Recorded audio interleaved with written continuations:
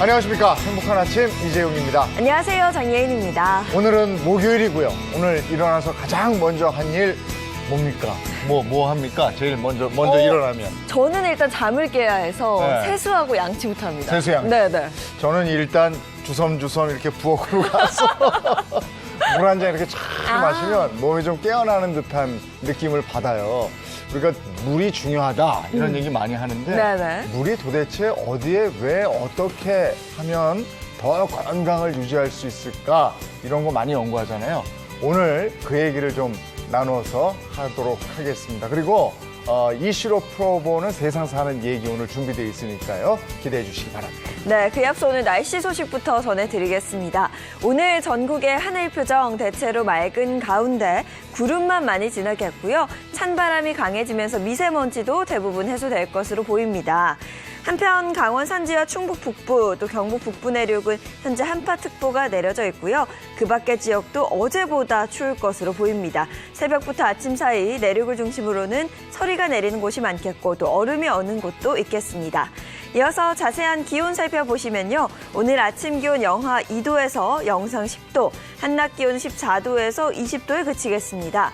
대부분 지역의 최저 기온이 5도 이하로 뚝 떨어지는 만큼 출근길 따뜻한 옷차림 챙겨 나가시기 바랍니다.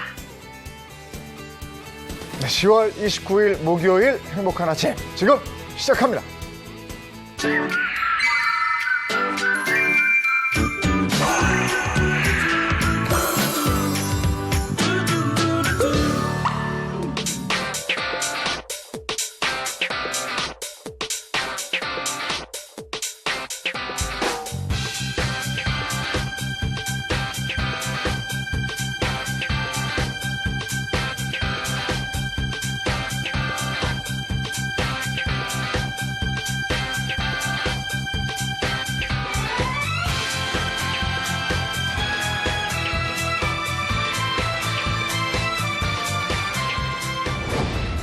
확실히 요즘에 출근할 때 보면 쌀쌀해서 몸이 한번 이렇게 돼요. 그렇죠. 저도 항상 그냥 나왔다가 네. 겉옷 챙기러 다시 들어가거든요. 그러니까 이렇게 날씨가 바뀔 때 그리고 우리 옷이 바뀔 때 이때 건강 관리 더 확실하게 하셔야 되는데 오늘 생활 속에서 쉽게 우리 건강을 관리할 수 있는 비법을 한번 알려드리도록 하겠습니다. 도움 말씀은 이규재 연세대 원주의대 교수십니다. 어서 오세요. 네, 반갑습니다. 네, 반갑습니다. 정말 반갑습니다. 제가 듣기로는요, 이기재 교수님 이름이 두 개라고 하던데 그게 어떤 내용인지 좀 궁금해요. 제가 릴라 바하둘이라는 이름을 네팔 이름을 하나 더 가지고 있어요. 릴라 릴라 바둘이? 바둘? 특별한 의미가 있는 것 같아요. 제가 그간 한 20년 해외 봉사활동을 계속 수행하고 있는데 네. 몇 년 전에 제가 네팔서 그곳 띠카풀 시에서 감사의 뜻으로 저한테 공모를 해서 지어준 이름이라 저한테는 의미가 큽니다. 20년이나 의료봉사를 하셨다면 정말 대단히 긴 시간인데요. 근데 제가 알기로는 교수님께서 물로 의료봉사를 하신다 들었거든요. 네, 혹시 이게 뭔지 좀 짐작이 가시나요? 이게 한쪽 두 돌, 개가 하나는 좀 약간 큰 돌, 자갈돌 같은 거고 어. 저 조그만 거 하나는 돌 깨진 부분인 것 같고 그런데. 그렇죠. 제가 네팔서 네. 수치료, 물치료를 시행하였는데 네. 이 작은 돌이 환자의 소변으로 나온 돌입니다. 아 그래요? 아, 결석. 예, 결석. 아. 그리고 이 큰 돌이 네. 제가 수치료를 시작하게 된 계기를 만든 결석입니다. 그럼 크네. 예. 네. 당시에 그곳 네팔 병원장이 하루는 저한테 이 돌을 보여주는 거예요. 네. 네. 환자가 방광에 돌이 있었는데 고통을 참다 네. 병원에 가서 결국은 꺼낸 겁니다. 네. 네. 제가 그 이야기를 듣고 그 병원을 내원하는 외래 환자들을 쭉 점검을 해봤어요. 네. 그랬더니 매일 한 5명에서 10명 이 결석 환자들이 통증을 호소하면서 병원에 오는데 네. 특별한 치료가 없는 거예요. 네. 약도 변변하지 않고. 그래서 제가 그 병원에 수치료, 물치료실을 개설해서 환자를 치료하기 시작하였습니다. 네, 보통은 그 물치료하면 반신욕 많은 분들이 떠올리시잖아요. 근데 반신욕을 해서 결석이 나올 것 같지는 않은데요, 교수님? 저 같은 경우는 이제 특별한 물을 사용했는데 네. 그쪽에서는 한국 같은 경우에는 이런 결석에 대해서는 뭐 레이저나 초음파 치료를 하고 또 약물을 병행하는데 네. 거기는 그게 안 돼요. 그래서 네. 하루에 물을 2리터씩 마시게 했습니다. 물을 마시게 해서 물을 마시는 것만으로 결석이 몸 밖으로 나오게 했다고요? 네, 그렇습니다. 그 결석이란 것은 결국은 우리 몸에 노폐물이 쌓이는 것인데 알카리 이온수는 노폐물 배출에 아주 효과적입니다. 그 알카리 이온수는 그 알카리 그 성질 자체가 우리 몸 체액과 비슷하고 입자가 작기 때문에 빨리 들어와서 이제 노폐물을 가지고 몸 밖으로 나가게 됩니다. 네. 역시 한국의 식약청에서도 알카리 이온수에 대해서는 이제 설사와 같은 위험과 같은 위장 질환에 효과가 있는 것으로 공식 인정을 하였고 네. 의료 물질로 인가되어 있습니다. 그러면 좋은 물을 잘 챙겨 마시기만 해도 이 건강 관리에 굉장히 긍정적인 영향을 줄 것 같은데요? 맞습니다. 우리 몸 같은 경우에는 60에서 70%가 수분으로 이루어져 있고 혈액 같은 경우에는 90%가 수분으로 이루어져 있기 때문에 네. 물이 우리 몸에서 차지하는 비중이 매우 큽니다.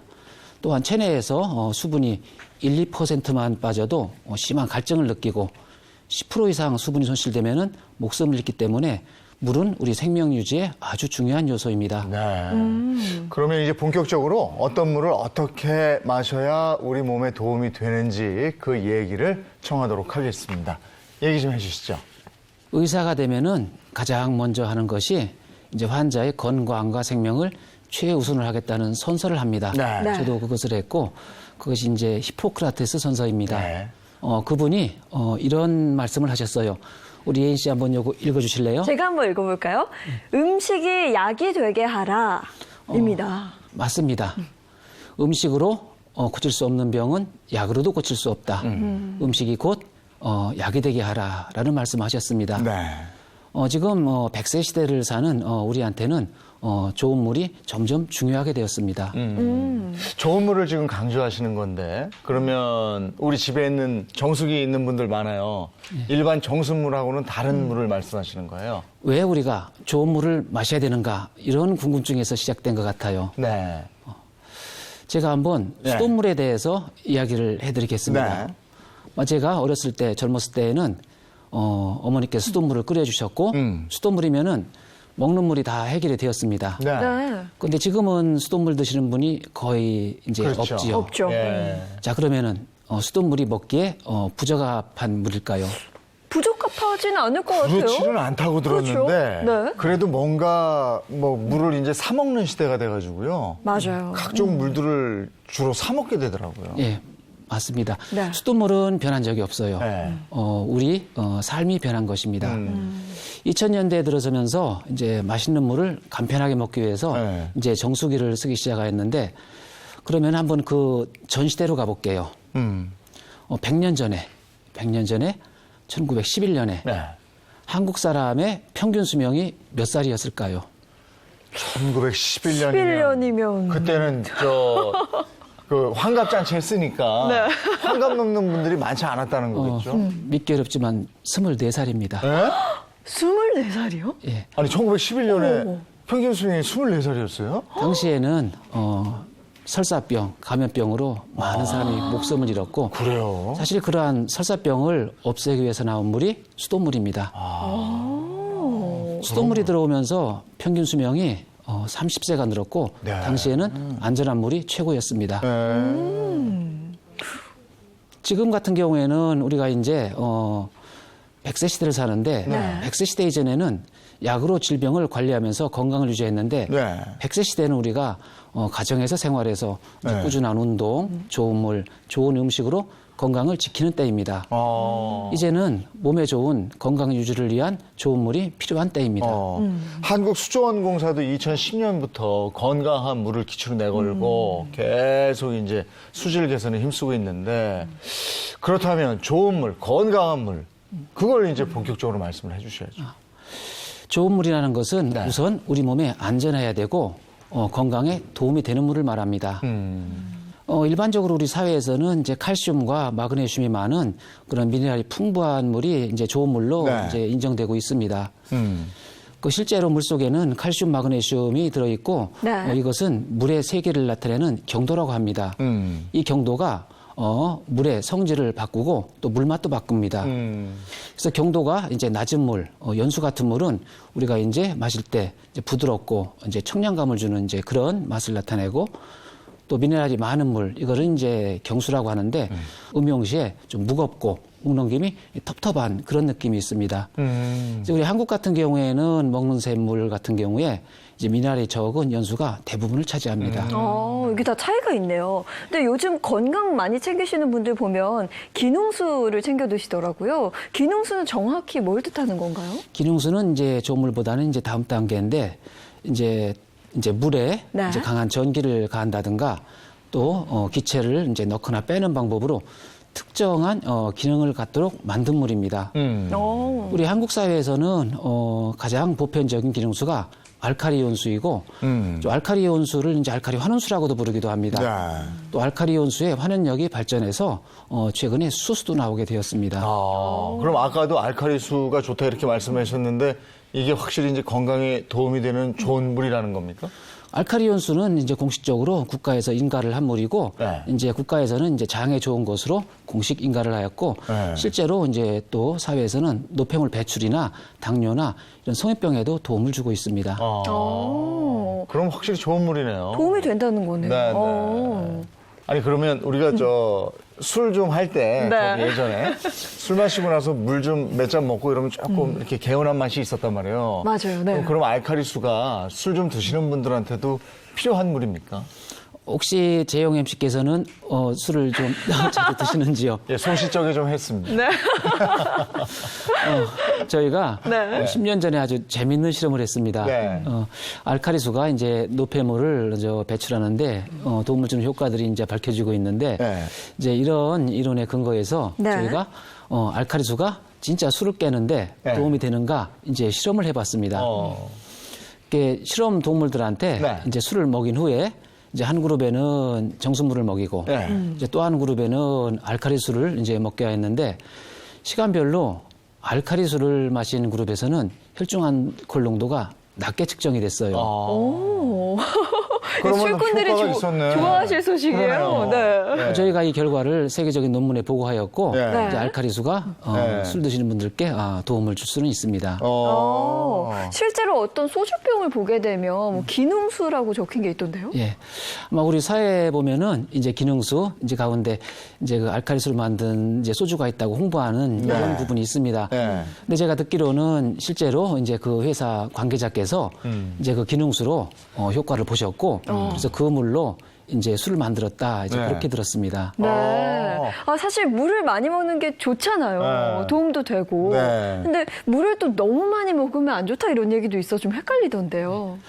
세계보건기구에서 이제 권장하는 하루의 물 섭취량은 1.5에서 2리터 정도인데 이제 우리가 이제 200ml 컵으로 보면은 하루에서 8에서 10잔 정도가 적당합니다. 지금 알칼리수 말씀하셔서 그런데 네, 네. 알칼리수를 집에서 만들어 먹을 수도 있어요. 이제 일반적으로 이제 국가에서 의료기기로 인정을 했기 때문에 네. 대부분 이제 그 생성하는 기계를 이제 구입해서 이제 복용하는 경우가 대다수입니다. 만드는 게 있군요. 따로. 오늘 나와서 좋은 물에 대한 말씀을 해주셨는데 기왕에 나오셨으니까 아직 미처 못한 말이 있으면 마저 좀 해주셨으면 좋겠어요. 한 두 가지 정도 이제 좀 말씀드리고 싶은 거는 우리 사회에 지금 세계적으로 좋은 물들, 기능수들이 이제 점차 이제 개발되고 있고 이제 보편화되고 있는데 그것이 이제 국민의 전체적으로 유통이 되기 위해서는 이제 국가적인 인가를 받아야 됩니다. 네. 의학적인 검증을 통해서 그래서 이제 기업과 기관과의 유기적인 이제 관계, 노력이 이제 필요한 부분이 있고요. 또 지금은 이제 100세 시대입니다. 네. 100세 시대 건강은 생활 속에서 이제 좋은 물, 좋은 음식, 꾸준한 이제 운동을 통해서 이루어지기 때문에 좋은 물을 잘 골라서 꾸준히 이제 드시는 것이 아름답고 건강하게 사는 비결입니다. 알겠습니다. 오늘은 좋은 물, 건강한 물에 대해서 얘기 나눠봤습니다. 이규재 교수님 고맙습니다. 고맙습니다. 감사합니다.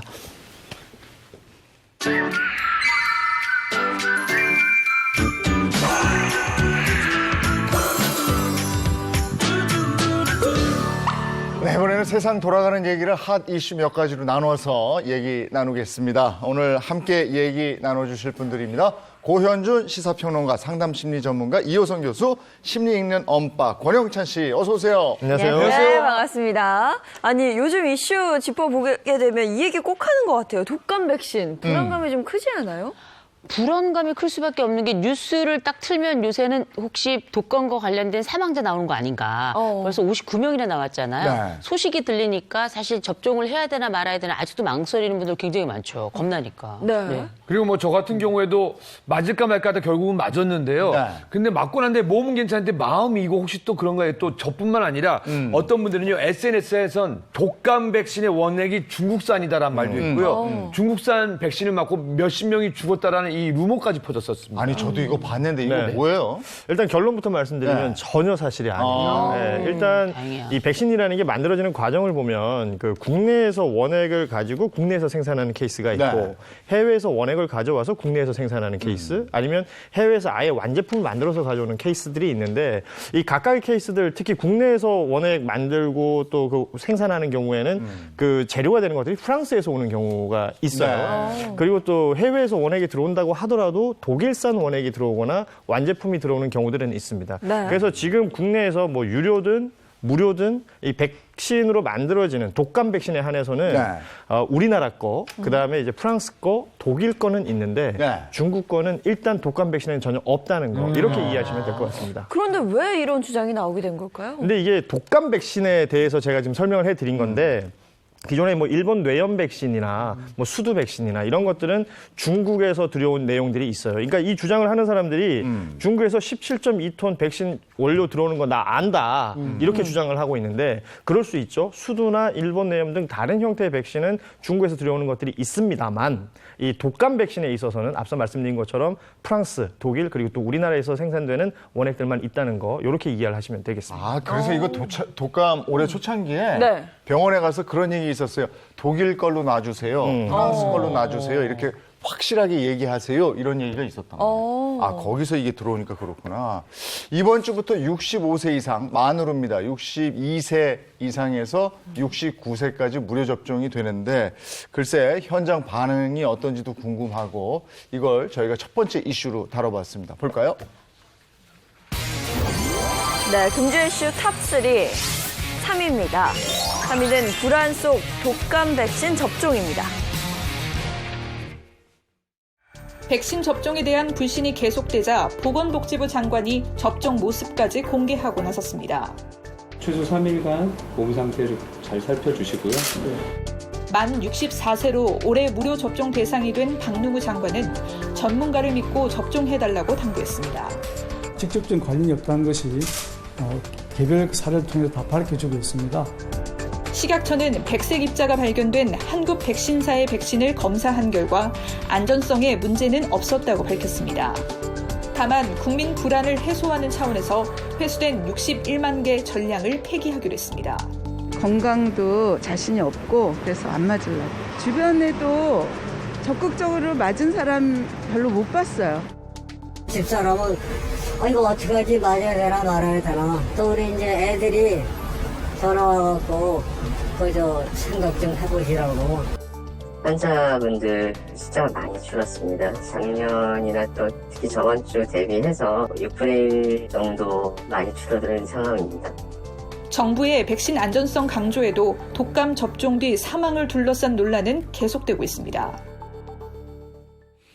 예, 믿고 맞는 분들도 계시고 또 아직 불안해하는 분들도 계시고 이래요. 원래 이렇게 백신 맞는 날에는요, 사람 심리가 하루라도 먼저 가서 맞아야겠다라는 그래서 몰리거든요. 네. 근데 이번에는 특이하게 안 몰렸어요. 그러니까 뭐냐면은 주위에서 맞는 거 보고 건강한지 안 한지 보고 확인해보고 맞겠다는 분이 의외로 많았습니다. 네. 전문가분들은 이제 그런 내용들을 좀 비추하고 있습니다. 그러니까 왜냐하면 이제 독감 백신을 맞는 그 적정한 시기가 중요한 건데 11월 중순에 독감이 유행할 가능성이 높기 때문에 그 전에 맞아야 된다라는 게 이제 그 전문가들의 의견입니다. 그리고 이 독감 백신은 접종하자마자 바로 항체가 생겨서 방어력이 생기는 게 아니라 약 2주 정도의 시간이 있은 후에, 그러니까 백신 맞고 2주쯤 지나야지 항체가 생겨서 내가 방어력이 생긴다는 거예요. 그러면 11월 중순쯤에는 독감이 유행할 거다라면 11월 초에는 적어도 접종을 하는 것이 좋다라는 것이 전문가들의 의견입니다. 이게 백신 효과 지속 기간이 있잖아요. 어느 정도예요? 뭐 개인별로 물론 차이가 있어요. 근데 평균적으로 한 6개월 정도로 보는데요.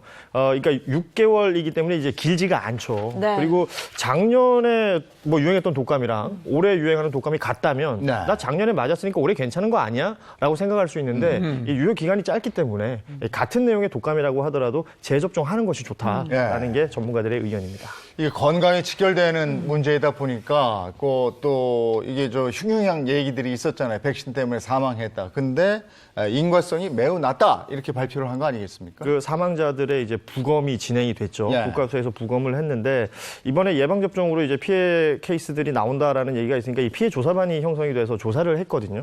부검을 20명을 했습니다. 네. 그러니까 전문가들은 이 예방 접종, 그러니까 독감 백신의 예방 접종과 사망과의 인과관계는 매우 낮다라고 이제 결론을 내렸어요. 뭐 물론 기저질환이 있었다라는 얘기들이 들리는데 그 기저질환이나 다른 이유로 사망을 했을 것이다라는 것이 더 좀 타당하다는 거죠. 네. 기존에 있었던 분들 20분 중에 심혈관 질환 혹은 또 뇌질환 또 뭐 여러 가지 그 질병이 있었던 분들이 8명, 2명, 3명, 그러니까 10명이 넘는 상황이고 이 중에서 한 6분은요. 눈으로 봤을 때도 바로 사망 원인을 확인할 수 있을 정도의 뭐 대동맥 박리라는 게 있는데 동맥이 이렇게 얇게 이제 벗겨지는 뭐 그런 내용인데 이런 것들은 갑자기 사망할 수도 있는 그런 질병이라고 해요. 네. 그러니까 이런 것들이 사인으로 밝혀졌고 또 뭐 뇌출혈 같은 것들은 명백한 사인이 될 수가 있죠. 그러니까 6명은 지금 정확하게 사인이 나왔고요. 14명에 대해서는 추가 조사가 이루어진다고 하는데 뭐 이 질병관리청 입장에서는 그동안 뭐 이분들 부검도 했고 각종 조직 검사를 해놨으니까 네. 그 결과들을 계속 지켜보겠다는 것입니다. 네, 그러니까 보시면 기저질환이 있는 분들이 좀 계신데요. 그러면 궁금한 게 기저질환이 있는 사람은 백신을 맞지 말아야 되냐 이건 또 아니잖아요. 그렇습니다. 이게 독감 백신이 기존에 있던 질병들, 이 기저질환을 더 악화시키지는 않는다는 것입니다. 그러니까 지금까지 나와 있는 게 뭐 보도에서도 그렇게 많이 보도가 됐는데요. 독감 백신을 맞은 뒤에 사망을 한 건 맞죠. 시간적으로 흐름은 맞지만 독감 백신을 맞았기 때문에 사망을 했다라고 말하기는 어렵다는 겁니다. 그러니까 인과성이 매우 낮기 때문에 뭐 이런 부분들에 대해서 지나치게 걱정할 필요 없다라는 게 이제 질병관리청의 설명인데 뭐. 기저질환이 있는 분들이 오히려 독감에 걸리면 더 치명적일 수 있기 때문에요. 기저질환 있는 분들이 오히려 백신 접종을 더 빨리 해야 한다. 네. 이렇게 질병관리청에서 설명을 하고 있습니다. 네, 여러모로 국민들이 많이 불안해하고 해서 문재인 대통령이 직접 진화에 나섰습니다. 지금까지 신고된 사례에 대한 부검 등의 검사와 종합적인 판단 결과 사망과 예방접종 사이에 직접적인 인과관계가 없는 것으로 확인되고 있습니다. 과도한 불안감으로 적기 접종을 놓침으로써 자칫 치명률이 상당한 독감에 걸리는 더 큰 위험을 초래하지 않기를 바랍니다.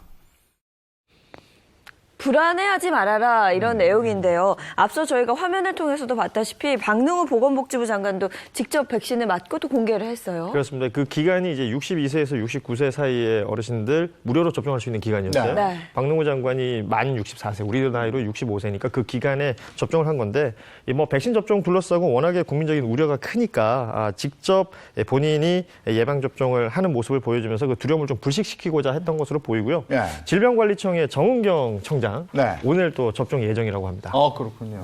백색 입자가 나왔던 백신 이것도 전량 폐기하기로 한 거죠? 그렇죠. 한국 백신이라는 회사에서 나왔던 백신인데 일단은 그 백색 그 입자가 있다고 하더라도 네. 안전성에는 문제가 없다라는 결론을 내렸고요.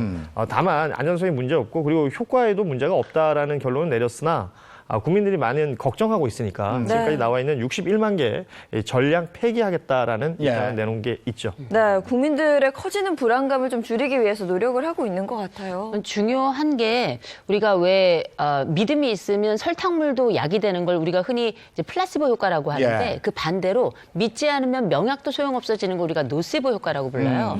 근데 이런 노시보 효과가 대단히 개인적이라고 생각을 할 수 있습니다만 이게 전체로 확산이 되게 되면 이게 의료 체계에 신뢰에 대한 불신으로 갈 수 있거든요. 근데 우리가 코로나19 지켜보면서 이게 잘못된 정보가 굉장히 많이 돌아다니는구나. 또 우리가 알고 있는 이런 신뢰도가 굉장히 우리한테 영향을 많이 미치는구나라는 걸 또 많이 보게 됐잖아요. 국가 방역 시스템을 믿었던 것처럼 이번에 독감과 관련해서도 사실 안전성에 대한 것을 우리가 가지고 있는 정보는 공식적 정보가 제일 중요하다고 저는 보거든요.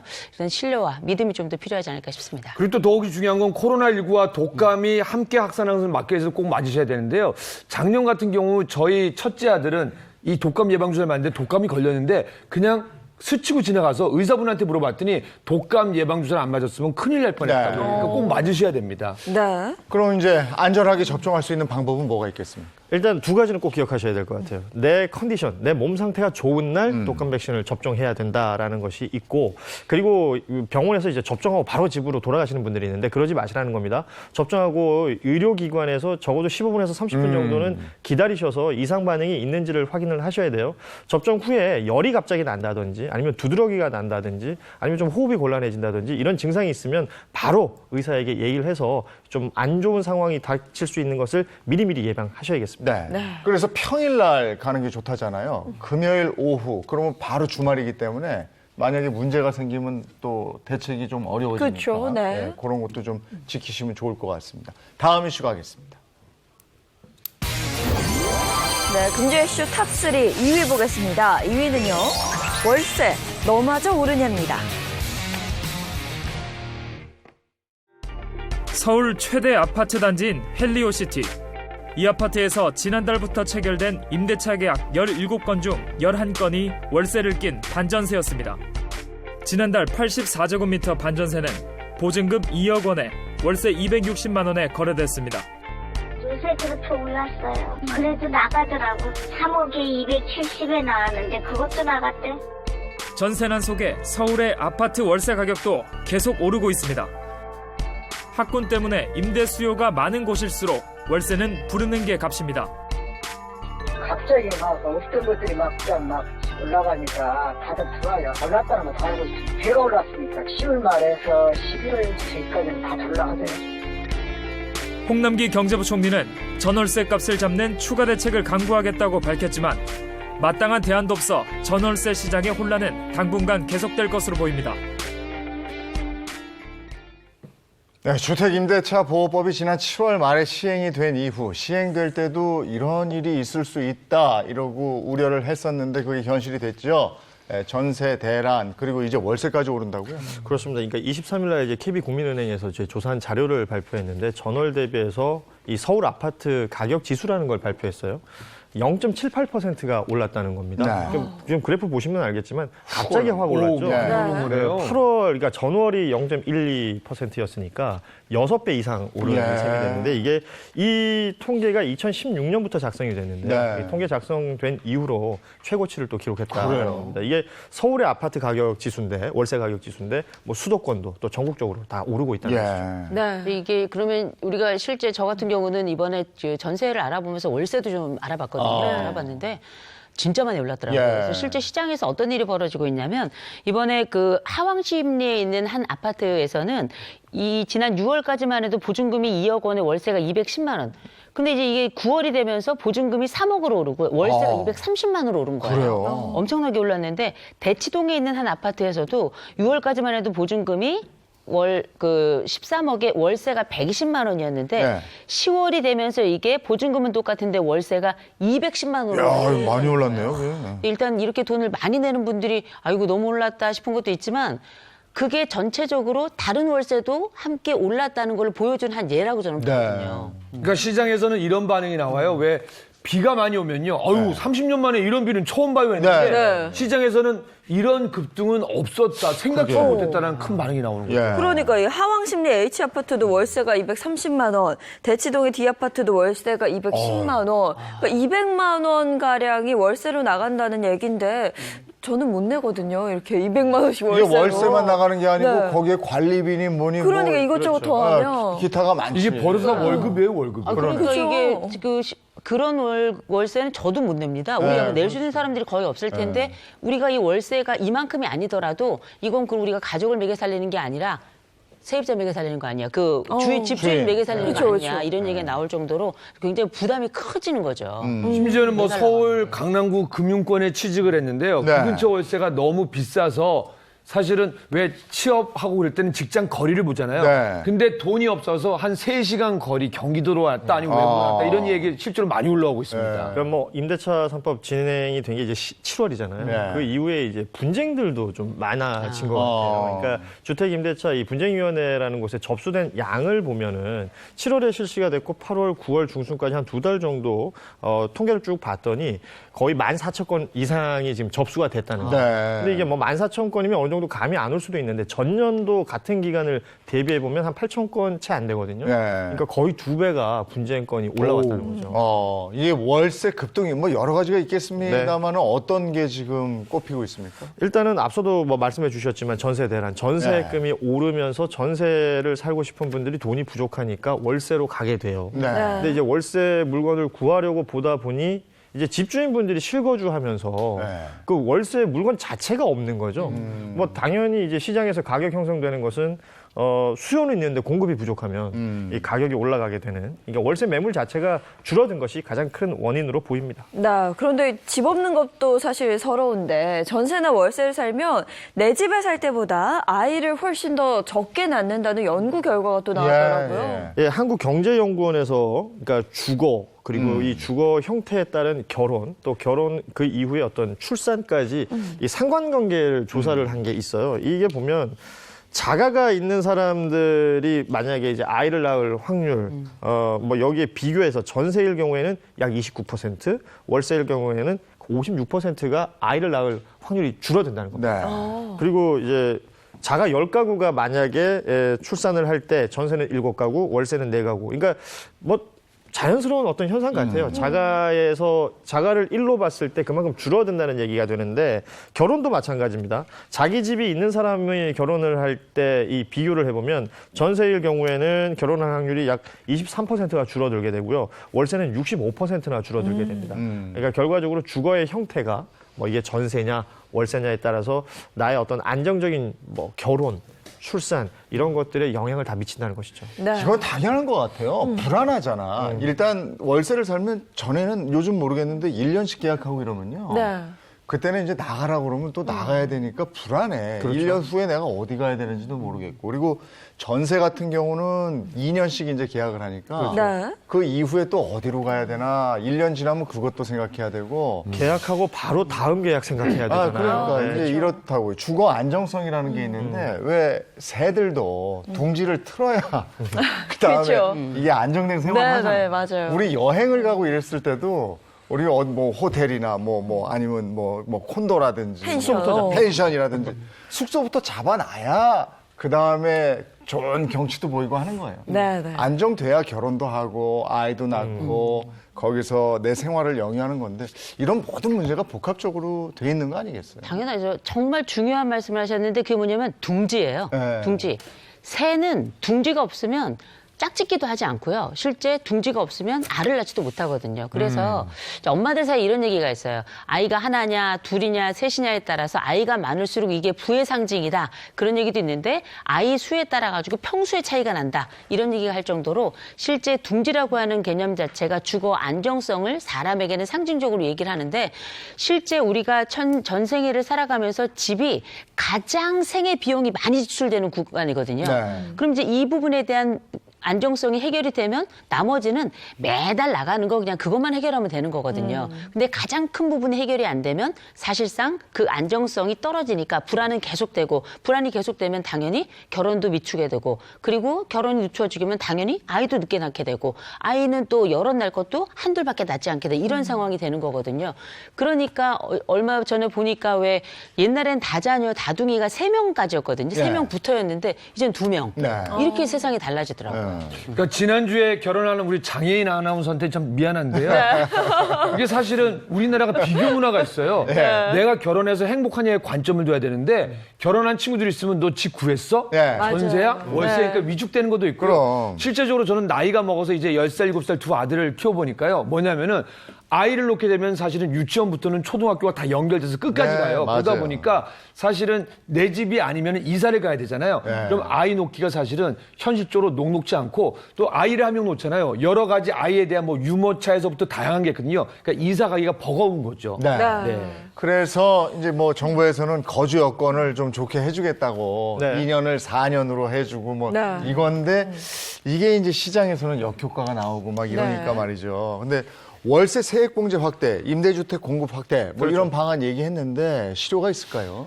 그러니까 일단 세액공제 확대라는 것은 그러니까 세입자들에게 혜택을 주겠다는 거죠. 세금적인 혜택을 주겠다는 겁니다. 그렇게 되면 임대료 부담이 좀 낮아지고 또 이 임차인 혜택을 늘리게 되면 전세 수요로 좀 분산되지 않겠느냐 이런 기대가 있는 건데 근데 이게 조건들이 문제가 되는 겁니다. 이제 조건이 보면 연간 총급여 7천만 원 이하의 무주택 가구가 기준시가 3억 원 미만일 경우에 세액공제가 연간 750만 원 된다는 거거든요. 근데 지금 부동산 시세 생각해 보면 3억 원 미만의 주택을 찾기도 어려울 뿐더러 그래요. 그리고 또 만약에 이제 연간 총급여가 7천만 원이라고 하는데 맞벌이 부부 같은 경우에 이게 또 훌쩍 넘어갈 수가 네. 있습니다. 네, 네. 맞벌이 하면서 3억 이상의 집일 경우에 이 혜택 못 보는 거거든요. 예, 그렇죠. 이런 것들에 대한 실효성 얘기가 나오는 것이고요. 공공임대주택을 공급을 늘리겠다. 네. 이 부분에 대해서도 뭐 좋은 아이디어가 될 수는 있습니다. 공급이 잘 늘어나면 좋은 건데 공급이 늘어나서 저기 어디 멀리 내 직장은 서울 강남인데 뭐 경기도 어디 저 멀리에 있는 그 공공주택이라면 의미가 있겠느냐라는 시장의 반응들도 있는 네. 것이고요. 이게 지금 중위권 소득 130% 이하인 임대주택 소득 그 기준을 완화하고 있어요. 네. 근데 계속해서 똑같은 조건들에 걸리는 겁니다. 실제로 월세 세입자로 살아야 되는 사람들이 가지고 있는 조건과 나라에서 내놓고 있는 어떤 각종 조건들이 실질적으로 잘 안 맞는 부분들을 네. 현실적으로 자꾸 이제 지적하는 시장의 목소리가 있는 것이고 네. 정부에서도 뭐 여러 가지 회의도 하고 뭐 다양한 아이디어들 모아서 대책을 내놓는다고는 하는데 시장에 직접적으로 지금 뭔가 굉장히 큰 임팩트를 주고 있거나 그러지 네. 못하고 있는 것 같습니다. 예. 그렇군요. 이에 대해서 여론 반응은 어떤가요? 네, 이 대책에 의해서 비판의 목소리가 아주 많습니다. 직장인 김모 씨 45살인데요. 월세 세액공제 확대를 논의할 게 아니라 전세를 구할 수 있도록 실질적인 방법을 모색하는 게 우선 아니냐고 꼬집었고요. 또 한 네티즌은 결국 월세로 살라는 거냐며 비꼬기도 했습니다. 월세 지원하면 월세 폭등하지 않을까요라고 비판하는 목소리도 있는데요. 이게 어찌 보면 뾰루지를 짜면 짤수록 자꾸 이게 군더더기가 생겨서 상처가 커지는 효과가 나는 거죠. 결국 이 네티즌들이 올렸던 요 길들을 보면 결국 살기 힘들다. 우리가 알고 있는 이 세라고 하는 게 뭐 전세도 있고 월세도 있습니다만 어떤 방식이든지 간에 안정성이 되게 중요한데 이 안정성은 개인이 선택하는 게 아니잖아요. 결국 정책인데 정책에 대한 안정성을 끊임없이 요구하는 목소리가 아닌가 싶습니다. 네. 제가 몇몇 부동산 전문가분들하고 인터뷰해봤더니 요즘 책을 못 쓰겠대요. 왜 그러시냐고 그랬더니 또 바뀌는데 그거 어떻게 써? 그러네요. 그리고 나도 잘 모르겠어. 이런 말씀을 하시던데 글쎄요. 그래도 이제 이전에 대책 내놓는 것과는 조금 달라진 게 좀 조심스러워졌다 이런 느낌은 있어요. 그렇죠. 뭐 예컨대 이제 좀 강한 대책 내서 강하게 자극을 줘가지고 시장에서 뭔가 반응이 보이게끔 할 수는 있을 텐데 예전에 뭐 대표적으로 그런 거 있었죠. 뭐 빚내서 집 사라 이런 얘기들이 있었잖아요. 이런 건 자칫 주택담보대출을 그 분량을 늘려가지고 무턱대고 했다가는 또 다른 경제 위기로 돌아올 수도 있는 것이라서 이런 부분들 조심스러운 거고 그 임대차 3법 나온 이후에 그러니까 보완을 해야 된다라는 목소리는 있습니다. 근데 보완 방안 역시도 부작용에 대한 걱정이 있는 거예요. 뭐 한 번에 계약갱신을 할 수 있어서 2년 더하기 2년 이 얘기 많이 했잖아요. 근데 이게 지금 4년 이후에 그러면 전월세 상한제 두고 그러면 이제 집주인들 입장에서는 물건 안 내놓는 겁니다. 네, 그러니까 그렇죠. 매물 잠김 현상이라고 하는데 이렇게 되면 정말 정작 살아야 될 사람들은 갈 곳이 없어지는 상황이 벌어질 수 있거든요. 네. 여러 가지 이제 부작용들에 대한 걱정 때문에 조심스러운 접근이 지금은 진행되고 있는 것 같은데 결과적인 어떤 직접적인 대책보다는 다소 간접적이더라도 시장의 반응을 보일 수 있는 그런 대책들이 필요하다. 네. 이런 목소리들이 나오고 있습니다. 근데 정부에서 지분 적립형 주택을 2023년부터 분양하겠다라고 밝히기도 했는데 이게 대체 뭔지도 좀 자세히 알아보면 좋을 것 같아요. 그러니까 이게 지분 적립형이라는 표현에서 일단은 내용을 좀 알 수 있을 것 같은데요. 차근차근 이제 집값을 내서 결국 한 20, 30년 후에 내 집을 만든다. 이렇게 네. 생각하시면 될 것 같아요. 예를 드는 게 좀 이해가 쉬울 것 같은데 5억짜리 아파트가 있다고 치면 최초에 입주할 때 나는 1억 원 정도만 내고 입주를 하는 겁니다. 한 뭐 20% 정도만 내는 거죠. 네. 그러면 나머지 4억은 누가 내느냐? 공공기관에서 이제 공공기금으로 이걸 마련해 주고 네. 그러면 사는 동안 이 4억에 대한 임대료를 내가 지불하면서 사는 거예요. 그러다가 4년마다 한 번씩 나의 지분을 조금씩 적립해 가는 거죠. 1억 냈던 곳에 또 다음에 1억 내고 또 1억 내고 해서 이 4년마다 한 번씩 조금씩 15% 20% 올려가는 건데 이렇게 되면 전체 5억을 다 낼 수 있는 기간이 한 20년, 30년 정도 지나면 네. 이 집이 내 집이 된다라는 것으로 이해하시면 될 것 같아요. 그래서 이게 반응이 어떤지도 들어보고 와야 될 것 같아요. 청약 가점이 부족한 3040 세대에 기회를 확대하겠다라고 발표를 했는데 반응 어떨지 그 목소리 들어보고 오겠습니다. 뭐 저희 같은 세대들이 뭐 크게 모은 돈은 없을 건데 적은 부담으로 집을 얻는다는 게 처음엔 솔깃했어요. 이직을 할 수도 있는 거고 그리고 이제 애가 생기면 교육 차원에서 이사를 할 수도 있는 부분인데 그거를 못 한다는 거가 좀 그렇게 좋은 것 같지는 않고요. 임대료 내는 것도 부담이 될 것 같기도 하고. 글쎄, 그렇게 뭐 긍정적인 반응은 아닌 것 같아요. 네. 이게 세부적인 조건들에 들어가면 이게 말이 되나? 이런 생각을 하시는 것 같아요. 그러니까 20년 전매 제한이라는 게 있습니다. 예. 그러니까 이 집을 한번 들어가게 되면 지분 적립형으로 한 집에 들어가게 네. 되면 최소 20년을 살아야 된다는 거죠. 근데 사람 일이라는 게 어떻게 될지 모르잖아요. 그렇죠. 네. 그러니까 이사를 할 수가 없다라는 부분 그리고 또 이 건물 그러니까 처음에 1억 들이고 계속해서 내가 만들어가고 있는 집이긴 하지만 네. 내 재산이잖아요. 네. 이게 재산권 행사에 제한이 걸리는 거란 말이죠. 이런 부분들에 대한 반응들이 부정적인 것으로 보입니다. 그럼 여기에 살다가 다른 데로 이제 직장을 옮기거나 뭐 하면 20년 동안 못 파니까 여기를 전세 주거나 그렇죠. 또는 이러고 저쪽에 전세를 가야 되고 네. 1가구 2주택은 안 되는 거고 그렇죠. 뭐 이런 제한들이 있는 거잖아요.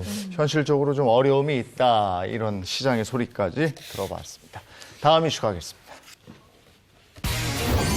네, 금주 이슈 탑3 1위 보시죠. 1위는요. 상속세 없애기 가능입니다. 우리나라 주식 부자 부동의 1위였던 이건희 회장. 이 회장이 보유한 계열사 주식을 지난 23일 종가 기준으로 환산하면 18조 2,251억 원에 달합니다. 이 지분을 상속받을 경우 약 10조 6천억 원가량을 상속세로 낼 것으로 추산됩니다. 수십 조에 달하는 세금을 당장 현금으로 조달하기는 쉽지 않습니다.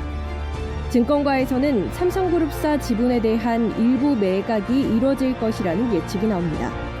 지배구조 측면에서 중요도를 감안했을 때 삼성전자, 삼성물산은 처분하기 어려울 걸로 보고요. 삼성 SDS, 삼성생명까지는 지분을 처분할 수 있을 걸로 보여집니다. 대략 한 4.4조 원 정도 자금을 만들 수 있을 걸로 보고요. 일각에서는 이 부회장 등이 주식을 담보로 대출을 받아 상속세를 조달하거나 공익재단의 일부 지분을 출연할 수 있다는 얘기도 나옵니다. 하지만 2015년 취임 당시 이 부회장이 재단 지분을 통한 우회 상속을 하지 않겠다고 발표했기 때문에 추이를 지켜봐야 한다는 목소리가 나옵니다. 네, 고 이건희 회장 어제 연결식을 마쳤고 그가 떠난 이후에 그가 남긴 그 막대한 천문학적인 재산에 또 관심이 쏠리고 있고 그래서 상속에도 굉장히 관심들이 많습니다. 생전에 일군 자산이 얼마나 되는 거죠? 그러니까 뭐 아시는 것처럼 이건희 전 회장은 그러니까 창업주는 아니죠. 그러니까 아버지인 이병철 회장이 창업을 했고 2세 경영인으로 물려받았잖아요. 네. 87년부터 경영을 했단 말이죠. 87년부터 2019년 사이에 이게 늘어난 액수를 살펴보면 되는데 87년 당시에 삼성의 매출이 10조 정도였습니다. 네. 근데 2019년에는 이게 800조가 넘어가요. 예. 그러니까 이건희 회장 같은 경우에는 803조 원으로 증가했다는 이 부분들만 봐도 네. 어마어마한 그 그러네. 자산량이 늘어난 건데 네. 그 기업 평가 사이트가 있습니다. CEO 스코어라는 곳에서 10대 그룹의 2, 3세 총수들 그 재임 기간 동안 얼마나 매출 늘어났나 이렇게 살펴봤는데요. 지금 보시는 것처럼 2위는 현대차 그룹의 정몽구 명예회장이 290조 정도가 되고요. 네. 그리고 3위가 한화의 김승현 회장인데 206조 원을 기록하면서 3위가 됐습니다. 네. 그러면서 이 고 이건희 회장의 재산 재산 처리 방안에도 굉장히 관심이 쏠리고 있거든요. 그러니까 재산이 일단 얼마일까? 이거 궁금하잖아요. 네. 근데 뭐 공식적으로 지금 우리가 밖에서 봤을 때 확인할 수 있는 건 주식 보유 뭐 이 정도인데 주식 보유한 것으로만 한 18조가 넘는 돈이 있고요. 사실 이건희 회장의 유언장 그 존재 여부에 대해서도 관심이 많습니다. 네. 거기에 뭐 재산 상속을 어떻게 할 것인지 이런 것들이 담겨 있을까라는 건데 아직까지 삼성 측에서는 이에 대해서 유언장 존재 자체에 대해서 함구하고 있기 때문에 뭐 조심스럽습니다만 예측을 해본다면 경영권 관련돼서는 그 권리라는 걸 줘야 되기 때문에 이재용 부회장에게는 아무래도 주식 관련된 그 상속이 이루어질 것이고 부인인 뭐 홍나희 여사나 아니면 이부진, 이서현 이 두 딸에게는 현금성 자산이 상속되지 않겠느냐라는 예측들이 나올 뿐이고요. 아직까지는 뭐 정확히 알려진 건 없기 때문에 이런 부분들에 대해서 얘기할 수 있는데 앞서 말씀드린 이제 주식 관련해서 18조의 이건희 회장의 재산이 있었고 이게 상속이 된다면 지금 상속세 얘기 많이 나오는데 상속세만으로 10조 정도가 된다. 그러게 이 얘기가 나오고 있습니다. 그 10조 이렇게 들으면 잘 감이 안 와요. 그렇죠? 10조? 뭐 이렇게 설명하면 쉬울 것 같아요. 국세청이요. 그러니까 지난 3년, 최근 3년간 모아둔 전체 상속세 다 합치면 10조 정도 된다고. 그래요? 그러니까 이게 우리나라 전체에서 3년 동안 거둔 거? 다 모은 게 전체에서. 대단하네. 저는 사실은 이런 얘기를 듣잖아요. 좀 감이 안 오는 게 지금 월 이자 나가는 게 한 380이거든요. 그것만 어떻게 해결했으면 좋겠는데 갑자기 10조 얘기가 나오니까. 근데 금방 얘기해 준 것처럼 뭐냐면요. 어마어마한 돈이건 확실한 게 왜냐면은 1차 추경 예산이 10조에 가깝다고 하니까 이거는 사실은 우리나라 예산이 왔다 갔다 하는 거예요. 1차 추경 예산이. 1차 추경이 11조 7천억이었는데 이게 지금 10조란 말이죠. 그때 이제 긴급재난지원금 우리 받았던 거. 전 국민이 받았던 거. 그 금액과 이번에 삼성 측에서 내야 될 이 상속세와 그 규모가 비슷합니다. 그러면 10조 원이 넘는 이 막대한 상속세 이걸 어떻게 내게 되는 거예요? 일단은 그 이건희 회장의 사망 시점으로부터 이제 상속이 되고 나서 뭐 신고해야 되는 기간이 6개월이에요. 그러니까 4월 말까지 신고를 해야 되고 납부 어떤 계획도 밝혀야 됩니다. 그러니까 워낙 규모가 큰 금액이다 보니까 어떻게 될까 싶은데 이게 분할해서 낼 수 있어요. 연부연납이라는 표현을 쓰는데요. 과거에 그 LG 지금 이제 구광모 회장이 상속을 받을 때도 뭐 9천억 정도가 됐었는데 연부연납 방식으로 세금 분할을 해서 내고 있는 중이고요. 그리고 삼성 계열사들의 이 주식 관련된 이제 배당 강화 이것도 이제 주요한 대안으로 얘기가 되고 있습니다. 이렇게 되면은 그 이재용 부회장 지분이 있는 그 삼성물산이나 삼성 SDS가 특히 배당을 좀 확대할 것으로 예측이 되는데. 뭐 이 부분들은 뭐 앞으로 진행되는 과정도 그리고 이재용 부회장 같은 경우는 이제 재판이 있기 때문에 이런 것들도 영향을 좀 미칠 것 같고요. 그리고 또 일각에서는 공익재단 출연 얘기들도 해요. 근데 이제 뭐 삼성그룹이 2015년 상속세 정상적으로 납부하겠다 이렇게 천명한 바가 있었거든요. 그렇기 때문에 뭐 상속세를 회피하는 뭐 소위 말하는 꼼수는 쓸 수 없을 것이다. 뭐 이런 얘기들 많이 하고 있습니다. 근데 이 삼성의 상속과 관련해서 국민청원이 또 등장을 했더라고요. 그러니까 이 상속세 관련해서 국민청원이 있다고 그래서 저도 찾아봤어요. 그리고 봤더니 삼성의 이제 상속세를 부과하는 것은 삼성이 그동안 뭐 법인세라든지 뭐 이런 거 내고 있는데 이중과세 아니냐. 그러니까 상속세를 부과하는 건 좀 과하다. 라는 이제 청원이에요. 그러니까 지금 하루 만에 한 600명 이상 동의를 했다고 하는데 이 청원을 전 보면서 누가 썼을까? 글쎄요. 일단 나는 아니야. 나 열심히 하지 않아요. 그런 생각이 저는 일단 나는 아니야. 글쎄 이 청원이 나오게 된 이유가 뭘까요?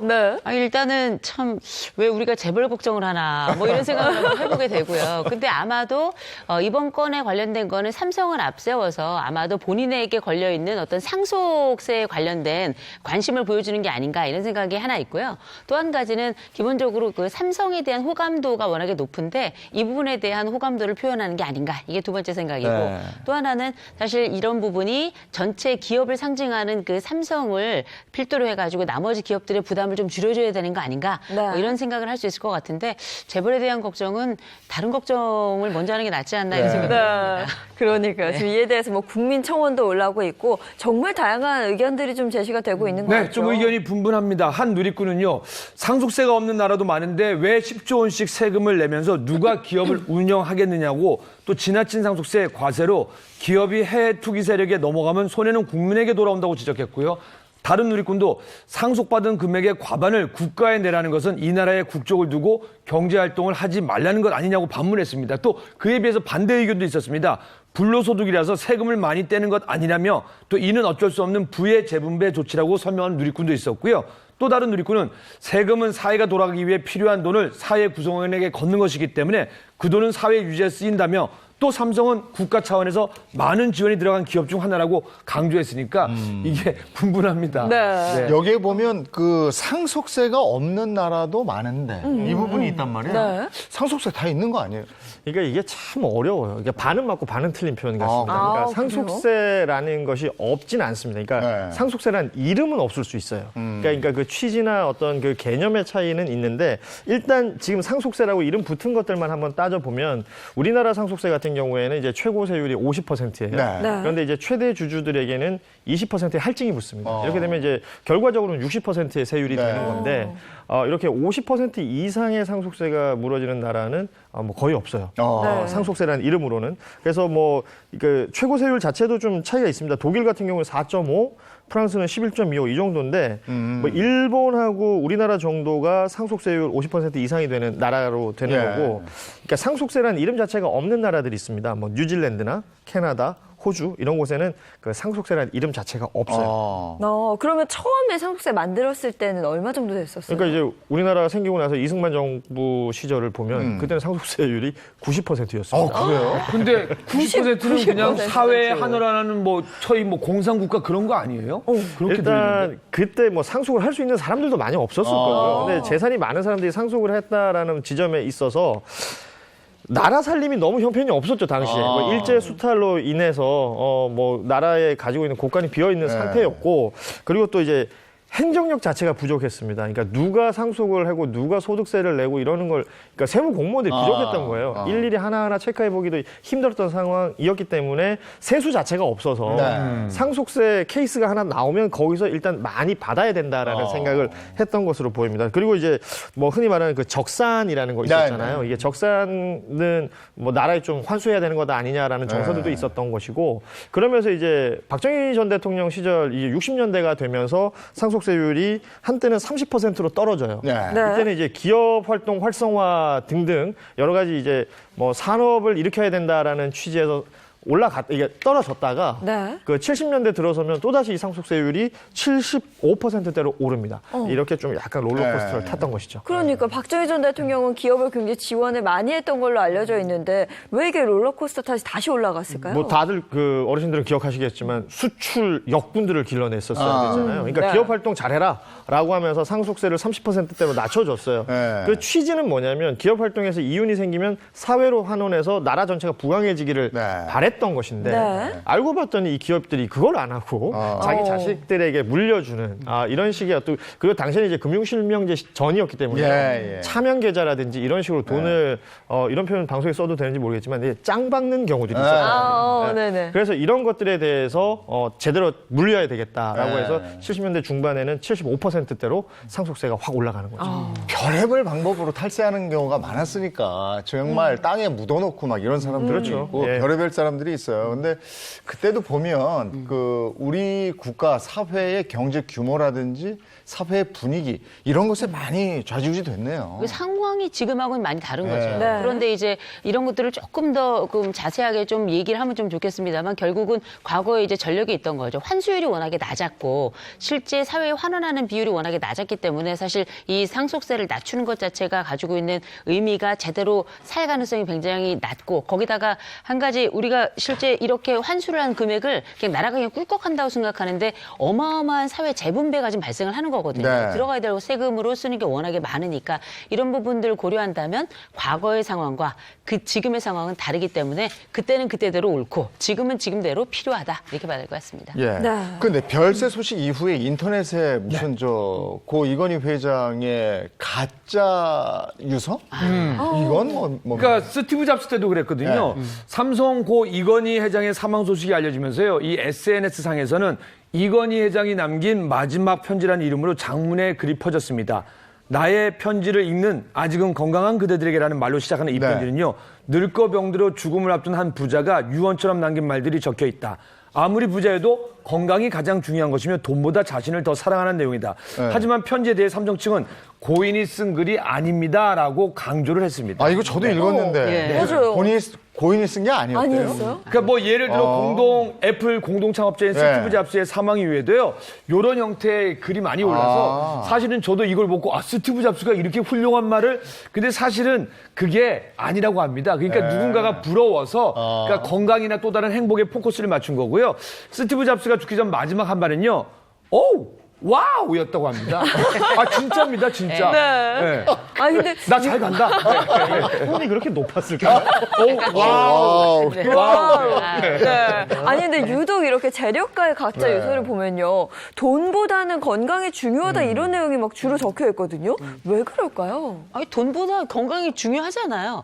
사실 뭐 이건희 회장, 전 회장 같은 경우도 우리 지금 남성들의 평균 수명도 채우질 못하셨어요. 네. 그러니까 참 어떻게 보면 한 인간으로 생각해 본다면 그 이전의 부와 그 전의 삶은 무엇인가 이런 어떤 존재 앞에 서게 되는데 우리 지금 이번에 그 인터넷에 돌아다닌다는 이건희 전 회장의 유서 같은 경우는 보통 인터넷에 어느 갑부의 편지 이렇게 알려진 글이었거든요. 근데 결국 이런 얘기의 끝에 이렇게 쭉 해서 이건희 이렇게 써 있거든요. 그거는 적어도 아마 이 부자, 특별히 이건희 전 회장에 대한 호감이 있던 사람이 붙인 글이 아니겠는가. 또 한 가지는 아마도 모르긴 몰라도 관심을 좀 유발하기 위해서 이렇게 클릭 수를 유발하기 위한 게 아니겠는가라는 이런 추정들이 있죠. 그 이재용 부회장이 언제 또 회장직에 오르느냐 이것도 관심이잖아요. 사실 고 이건희 회장이 아버지인 이병철 회장 사망 후에는 13일 만에 그 회장직에 올랐습니다. 그리고 LG 같은 경우에 이제 구본무 회장 돌아가시고 구광모 회장 한 달 정도 시간이 걸렸어요. 그래서 이재용 회장이 뭐 사실 경영 승계를 하는데 그렇게 오랜 시간이 걸리겠느냐 이런 평가들도 있지만 제가 보기에는 적어도 시간이 그렇게 빠른 시일 안에 경영 승계를 할 수는 없을 것 같아요. 아시는 것처럼 지금 여러 가지 재판이 진행 중이기 때문에 뭐 경영 안정화 사실 삼성 뭐 재벌 경영 이런 얘기 하지만 그 전문 경영인들도 많이 활동을 하고 있는 상황에서 이재용 부회장 같은 경우는 지금은 소위 말하는 이제 사법 리스크 이 부분을 해결하는 데 더 신경을 쓸 것 같고 그 이후가 되면 뭐 경영권 승계도 자연스럽게 이루어질 것으로 보이네요. 네, 오늘 이슈로 풀어본 얘기, 세상 돌아가는 얘기는 요쯤 하겠습니다. 고맙습니다. 고맙습니다. 예인 아나운서는 골프 좀 하죠?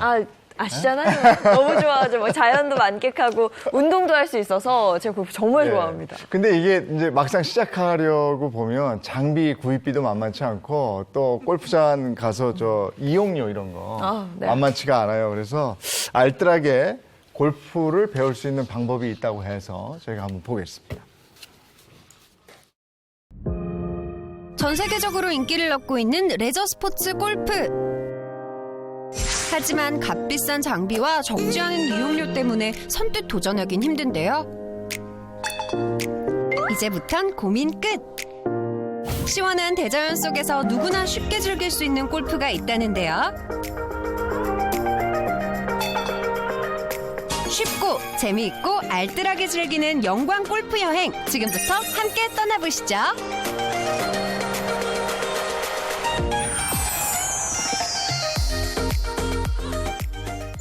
안녕하세요. 좋은 날입니다. 예전부터 골프가 너무 배우고 싶었는데 비용도 부담되고 또 배우는데도 너무 오래 걸리는 것 같아서 포기했거든요. 그런데 쉽게 칠 수 있는 골프가 있다고 해서 제가 전라남도 영광에 오늘 나왔습니다. 쉽게 칠 수 있는 골프라니 너무 기대되는데요. 어떤 걸지 함께 가보시죠. 시원한 바다와 푸른 필드가 어우러진 영광의 한 골프장. 안녕하세요. 선생님, 여기가 도대체 어디예요? 영광에 있는 파크 골프장입니다. 파크 골프? 예. 파크 골프는 골프랑 다른가요? 배우기가 쉽고 배우는 데 어떤 접근성이 좋고 그다음에 비용이 적게 들어가고 운동을 하다 보면 건강에도 굉장히 좋습니다.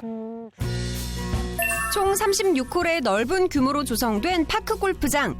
아름다운 자연 경관 속에서 누구나 쉽게 파크 골프를 즐길 수 있는 이곳은 시설 이용료부터 장비 대여까지 방문객 누구나 무료로 이용할 수 있는 것이 특징인데요. 한빛파크 골프장을 조성한 이유는 첫 번째는 아무래도 많은 사람들이 찾아옴으로써 우리 영광 지역 경제 활성화에 도움이 될 것이고, 두 번째 이유는 건전한 스포츠 문화 정착과 지역 주민들의 건강 증진을 위해서입니다. 세 번째 이유는 원자력 발전소를 직접 봄으로써 원자력에 대한 인식을 개선하기 위하여 무료로 운영하고 있습니다. 이렇게 좋은 곳을 그냥 지나칠 순 없겠죠. 파크 골프를 제대로 배워보기 위해 저 좋은 나래가 직접 나섰습니다. 먼저 채를 잡는 법을 가르쳐 드릴게요. 네. 채를 잡으실 때는 이렇게 약간 대각선 놓고요.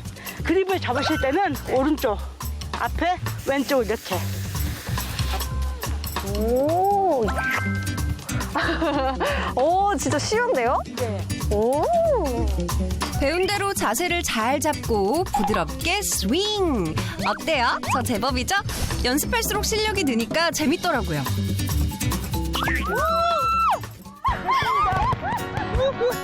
남녀노소 누구나 쉽게 배울 수 있는 파크 골프. 이제 필드로 나가봅니다. 출발! 와, 여기 너무 예쁜데요, 선생님? 여기 예쁘죠? 네. 네, 여기는 인공적으로 만든 게 아니라 자연 공간을 그대로 해서 바다와 여기 공원을 접목시켜서 만들어 놓은 골프장이에요. 와, 너무 신기하다. 와, 여기서 이렇게 또 좋은 경치를 보면서 골프를 칠 수 있다는 게 너무 행복한데, 일단 그러면 여기는 이 경기장은 어떤 데예요? 여기는 지금 55m 파3인데요. 네. 일본 홀이에요. 파3가 뭐예요? 저기 노란 깃발 보이시죠? 네. 공을 쳐서 3번 만에 저 홀구 구멍 안에 넣으시면 되는 공간입니다. 그러니까 3번 만에, 가능할까요, 선생님 제가? 가능하죠. 아, 정말요? 그럼요. 오케이, 그러면은 도전을 해보겠습니다. 근데 뭐 도전하면 뭐 상품 같은 거 없어요? 영광에 오시면 제일 유명한 게 영광 굴비거든요. 오늘 내가 자신 있게 쏘겠습니다. 오케이. 그러면은 또 제가 한번 도전해보겠습니다. 네, 화이팅! 화이팅! 너무 땅을 쳤어. 역시 쉽지 않네요.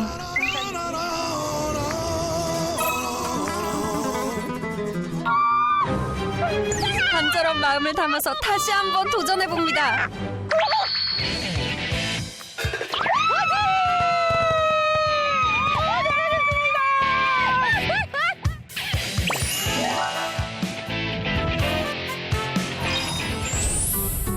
저와 같은 골프 초보자들도 쉽게 도전할 수 있는 파크 골프. 숲과 바다가 어우러진 자연 친화적인 공간에서 운동을 하다 보니 몸도 마음도 상쾌해졌는데요. 좋은 경치를 보면서 운동까지 할 수 있다는 게 이곳의 최대 매력인 것 같은데요. 여러분도 영광 오시면 이곳에 꼭 들러서 한번 직접 체험해 보셨으면 좋겠습니다. 여러분, 나이스 샷 하세요. 안녕. 오늘 날씨는 뭐 예고가 돼 있었습니다만은 아침에 나오는데 부쩍 추워요. 굉장히 추워요. 오늘 옷차림 따뜻하게 하시고 건강 잘 챙기시고요. 저희는 내일 아침 8시 더 알찬 내용으로 돌아오겠습니다. 행복한 아침, 행복한 하루 되십시오. 고맙습니다. 고맙습니다.